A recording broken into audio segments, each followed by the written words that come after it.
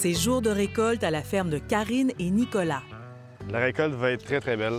On a du très beau calibre là, cette année. On est très, très fiers. Là. La récolte est éreintante, mais c'est le fruit d'un travail acharné pour ces jeunes passionnés d'ail. Un projet que Nicolas mène depuis l'adolescence. Bien, on a débuté l'entreprise quand j'avais 15 ans. J'ai planté 1000 bulbes d'ail dans le jardin de mon grand-père. Puis moi et Karine, depuis le début, là, on travaille. Là, ça va faire... Quand j'avais 15 ans, maintenant, on a 21 et 22 ans. Aujourd'hui, avec 85 acres, l'équivalent de 85 terrains de football, Une Touche d'ail est la plus grande ferme dédiée à ce bulbe au Québec. Ici, à Saint-Anicet, on cultive 3 variétés sans pesticides.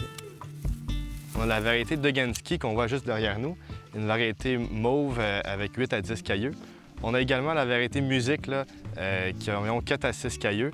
Et on a la variété Messidor, un ail à col mou, qui a 8 à 12 cailleux selon la saison. La particularité de cette entreprise, les installations. Des salles de conservation à la fine pointe de la technologie pour fournir de l'ail à l'année aux épiceries. Cet ail-là, ça a été récolté hier. Et puis aujourd'hui, on va passer au déterrage là, pour enlever toute la terre. Donc ça, c'est un peu la deuxième étape là, de la vie de l'ail. Oui, en fait, une fois déterré, l'ail est mis ici en séchage. Donc, c'est notre chambre de conservation contrôlée qui va nous permettre de conserver l'ail 12 mois par année. Le but de s'associer avec Une Touche d'ail encore cette année, c'était la volonté de pouvoir procurer de l'ail local, et ça 12 mois par année à nos clients. IGA met de l'avant les producteurs locaux et leurs produits depuis longtemps. L'ail s'inscrit dans cette continuité à travers le programme Aliments Québec. On importait de l'ail beaucoup de l'Espagne. Avant l'Espagne, il faut savoir qu'on importait de l'ail de Chine, mais IGA Sobeys s'est dissocié de cette ail il y a à peu près 7-8 ans lorsque les nouvelles autour des insecticides ou des pesticides chimiques sont sorties. Donc, on s'est dissocié. J'ai passé 1 an en Chine, j'achèterai pas l'ail chinois. Pourquoi? Les rivières sont noires, puis ils irriguent avec l'eau des rivières. La Chine, c'est le Far West. L'agriculture chinoise est immense. Les Chinois sont les plus gros producteurs d'ail au monde et exportent partout au monde.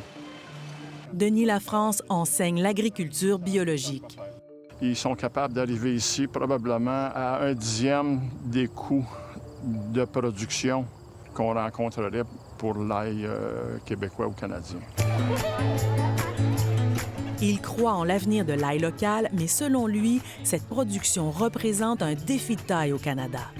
Le problème, c'est que le climat au Québec est très dur. Il y a des endroits où il faut protéger l'ail durant l'hiver contre le froid.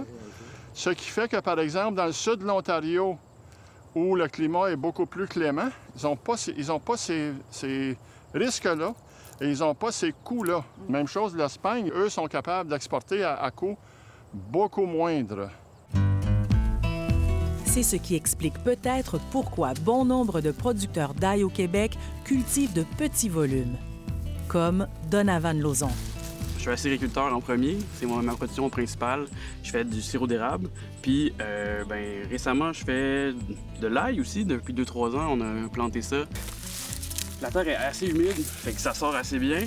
Mais ça, c'est de l'ail music.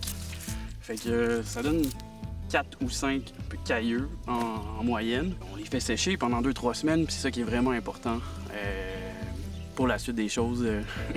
Parce qu'on veut le conserver, on veut que ça dure au moins 1 an jusqu'à la prochaine récolte. On veut avoir de l'ail pour tout l'hiver. L'ail du Québec, ça goûte un peu plus fort, ça goûte meilleur. Goût et fraîcheur, des atouts pour Guy Millette, vice-président d'un des plus gros distributeurs alimentaires au pays.